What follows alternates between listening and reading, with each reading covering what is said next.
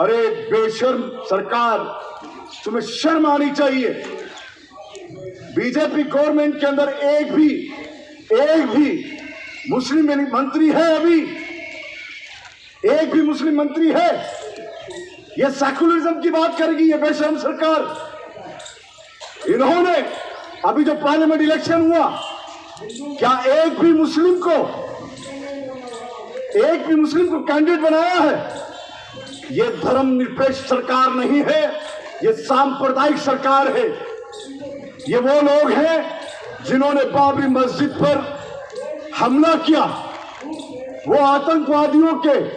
उन आतंकवादियों के सरगना है जो यहां पहुंच गए हैं, जिन्होंने हमला किया। जहां सुप्रीम कोर्ट ने आस्था के आधार पर फैसला किया है, आपको मालूम होना चाहिए कि एविडेंस के आधार पर बताया है कि वो एक क्रिमिनल एक्ट था। जो वहां मूर्तियां रखी गई, जो वहां चढ़ाई की गई, जो बाबरी मस्जिद को शहीद किया गया। मैं बाबरी मस्जिद को इसलिए आपको याद दिलाना चाह रहा हूं कि जब वो हमला हो रहा था, तब भी हमने कहा कि यह हमला बाबरी मस्जिद पर नहीं, यह हमला देश के लोकतंत्र और संविधान पर हमला है। और हर मर्तबा 6 दिसंबर को बैठकर हमारे भाई लोक आज संगठन के बिरजू नायक और तमाम लोग भी हैं, हम हर बार ये बताते हैं कि जब एक पर हमला है, वो सब पर हमला है। ये हमारे देश को समझना पड़ेगा। और ये बैठकर वक्त कमेटी के अंदर ऑलरेडी पहले से ही महिलाओं को कोई रुकावट नहीं है कमेटी में लेने के लिए। ये झूठ फैलाते हैं और इतना झूठ फैलाते हैं कि समाज को भी ये लोग गुमराह करते हैं। यही अमित शाह जो होम मिनिस्टर हैं, केरला में जाके सबरीमाला के बारे में बात करते हैं। वहां पर एक मंदिर में महिला को जाने की इजाजत नहीं है, या तो फिर भी मस्जिद में महिला को जाने की इजाजत है। और ये बोलते हैं सुप्रीम कोर्ट के खिलाफ बोला है वहां पे उस दिन अमित शाह ने। क्या बोला है? वहां पर लोगों को उकसाया है कि कितने ऐसे फैसले जो सुप्रीम कोर्ट के माने जाते हैं। मुख्यमंत्री को वहां पर चिन्हित करके बोला है, अयप्पा मंदिर के बारे में बोला है। और कितने में ऐसे मंदिर हैं जहां पर आज भी महिलाओं को नहीं, हमारे दलित भाइयों को भी नहीं घुसने दिया जाता। ये लोग इंसाफ की बात करते हैं। ये लोग यहाँ पर अराजकता फैलाना चाहते हैं। ये लोग यहाँ पर पूरी तरह से देश को सांप्रदायिकता की आग में झोंकना चाहते हैं। इनके जो अज़म है, मंसूबे हैं, याद रखिए भाइयों और मेरी बहनों, इनके मंसूबे नापाक मंसूबे हैं, देश को बर्बाद करने के मंसूबे हैं। इसीलिए ये लोग लगातार बुलडोजर, लिंचिंग और मदरसे और वक्फ की प्रॉपर्टी, ऐसे ही मसलों पर लोगों को उलझाए रखना चाहते हैं। क्योंकि लोग महंगाई की बात ना करें, लोग बेरोजगारी की बात ना करें। सिंधु बॉर्डर पर बैठे हुए मेरे किसान भाई जो आज भी अपनी लड़ाई लड़ रहे हैं, कितने लोगों ने अपनी जानें गंवाई हैं, आत्महत्याएं की हैं देश के अंदर, आज भी वह बैठे हैं। उन किसानों की बात ना हो। निर्भया से अबाया तक, और आज जब बैठा हूं तो किसी न किसी महिला का, मेरी बहन का कोई ना कोई रेप केस कर रहा होगा। कितने रेपिस्ट पार्लियामेंट में बैठे हैं, कितने रेपिस्ट विधानसभाओं में बैठे हैं।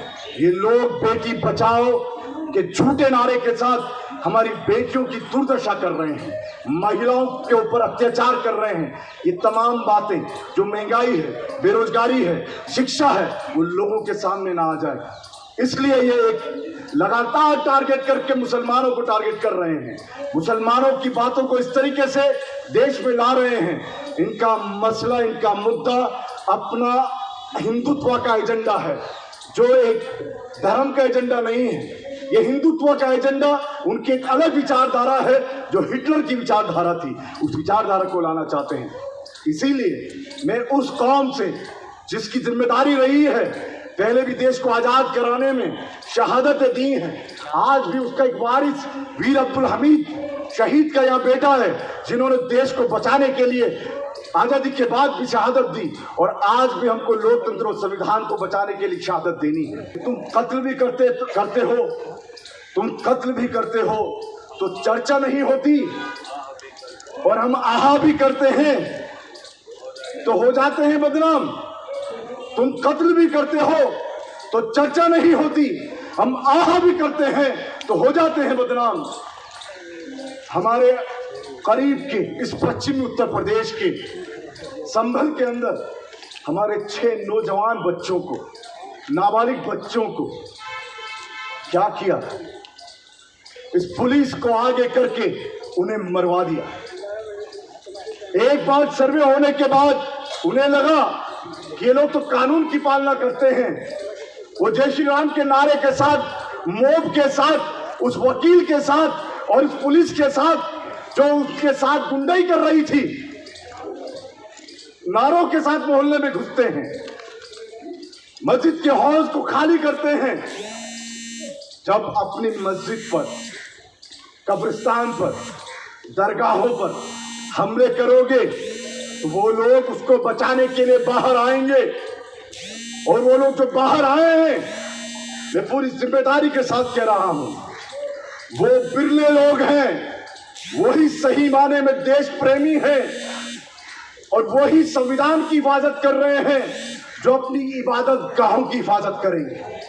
कॉमन इंसान को लगता है कि जो जुडिशरी है वो हमें इंसाफ दिलाएगी। ये जो जजेस बैठे हैं उनको हमसे बेहतर पता है, उनको ज्ञान है, उन्होंने इतने साल पढ़ा है तभी उनको जज बनाया है। लेकिन हमें देखना हो कैसे खोखला हो गया, जुडिशरी भी खोखला हो गया है। हमारे जो देश के तमाम इंस्टीट्यूशंस हैं उनको अंदर से करप्ट कर दिया गया है। तो ये लोग उससे उम्मीद नहीं कर सकते कि हमारे साथ सड़कों पर आए। जो पिछले अभी चीफ जस्टिस चंद्रचूड़ साहब रहे हैं, सबको लगा था एक रे ऑफ होप है, वो कुछ जजमेंट लेंगे, लेकिन उन्होंने भी कुछ खास करा नहीं। जो पॉलिटिकल प्रिजनर्स हैं वहीं की वहीं रह गए, उनका कार्यकाल खत्म हो गया, अब नए आ गए हैं। तो ये लोग सड़कों पे आंदोलन करने वाले लोग नहीं हैं, ये एसी चेंबर्स में बैठते हैं, वहाँ से ज्ञान देते हैं।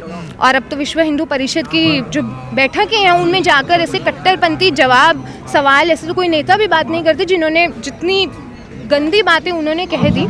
तो इन लोगों से उम्मीद हम नहीं कर सकते। हम यही उम्मीद कर सकते हैं कि कभी कोई जज आएगा जिसकी कॉन्शियसनेस होगी इतनी, जिसके अंदर ज़मीर होगा कि हाँ मेरा जो काम है अन्याय के खिलाफ लड़ना, जस्टिस दिलाना, वो करे, तो उसकी मांग हम करते हैं। जज तो ऐसी याचिका एक्सेप्ट कर रहे हैं ना, किस मस्जिद के नीचे मंदिर है वहाँ सर्वे कराइए, ऐसी याचिकाओं को एक्सेप्ट कर रहे हैं जज। वही ना, अब एग्जैक्टली तो इनका जो प्रायोरिटी है वही हम देख रहे हैं। क्या है प्रायोरिटी है कि कैसे मस्जिद के नीचे मंदिर मस्जिद के नीचे मंदिर ढूंढा जाए, कैसे दंगे फसाद कराए जाए। फास्ट ट्रैक कोर्ट चलते नहीं हैं। कोई रेप केस हो, हमारी जो पॉलिटिकल प्रिजनर्स हैं, हमारे जो छात्र नेता थे, सब लोग वो जेल में डाला हुआ है, उसके लिए इन लोगों की कोर्ट सैटरडेज को भी नहीं खुलती हैं। लेकिन इसके लिए हमने देखा कैसे एकदम से दोबारा सर्वे के लिए बोल दिया गया। तो इनकी प्रायोरिटीज फिक्स हैं कि कैसे देश में हम दंगे फसाद कराएं। जो सत्ता पक्ष है, बीजेपी है, कैसे उसका समर्थन है इन लोगों को। और हमें पता है कि इनको अपना एलिवेशन चाहिए। कोई भी आज की डेट में हाई कोर्ट का जज है, उसको सुप्रीम कोर्ट जाना है, डिस्ट्रिक्ट कोर्ट का है, उसको हाई कोर्ट जाना है। तो ये वैसे ही तो क्या कैप्चर सुप्रीम कोर्ट पहुंच गया है, सुप्रीम कोर्ट संज्ञान हाँ जी, लगता है कोई एक्शन, कोई कार्रवाई करेगा क्या? पार्लियामेंट जो है जज के खिलाफ आना चाहिए, बिल्कुल आना चाहिए। अगर ऐसे जजेस हमारी जुडिशरी में बैठे हैं तो क्या उम्मीद बची है कॉमन इंसान के पास? कौन माइनॉरिटी का, कोई मुसलमान क्या उस जज के पास जाकर न्याय की मांग कर सकता है? उसको उम्मीद होगी कि ये जज मेरे न्याय की मांग कर मेरे को न्याय दिलाएगा। ये जज तो जाकर विश्व हिंदू परिषद की बैठकों में मेरे ही खिलाफ बातें कर रहा है। तो इसके खिलाफ सख्त से सख्त कार्यवाही होनी चाहिए, इस जज को हटाना चाहिए, ये बहुत ज़रूरी है। और अगर नहीं हुआ तो हमें पूरा भरोसा हो जाएगा कि कोई उम्मीद नहीं है जुडिशरी पर। तो फिर क्या किया जाए? इसके बाद एक रिक्वेस्ट है आप सबसे साथियों की, जो तो क्या कैप्चर है जुडिशरी, कुछ लोगों ने कैप्चर कर लिया है तो उसमें देखिए जुडिशरी को कैप्चर करा जा चुका है। अगर हमें पता हो, ABAP नाम से है, अखिल भारतीय अधिवक्ता परिषद, इन्होंने कैसे बार काउंसिल जो है उसको पूरा कैप्चर करा हुआ है। ये लोग हर जगह घुसे हुए हैं, जजेस की अपनी पॉलिटिकल लीनिंग्स हैं। तो ऐसे जजेस बैठे होंगे तो जुडिशरी कॉम्प्रोमाइज़ हो चुकी है, बहुत हद तक हो चुकी है। कुछ ही जजेस हैं जो बचे हुए हैं और उन्हीं से हमारी उम्मीद भी है। एडवोकेट्स भी तो कुछ ऐसे ही है ना, वो भी तो सब लॉबिंग हो रही है। लॉबिंग हो रही है, एडवोकेट्स भी काफ़ी हमें ऐसे मिलेंगे। लेकिन हाँ, जैसे हम लॉ स्टूडेंट्स हैं यहाँ और तमाम स्टूडेंट्स आए हुए हैं, हम कोशिश करते हैं कि कितना हम आवाज़ उठा पाएँ। मैं वर्क फोर्स में जाऊँगी थोड़े दिनों बाद, तो देखते हैं कि हाँ हम कुछ चेंज ला पाएँ जितना हो सकता है। लेकिन हाँ, जजेस का काम तो जजेस ही करेंगे ना, कोई स्टूडेंट नहीं कर सकता किसी जज का काम।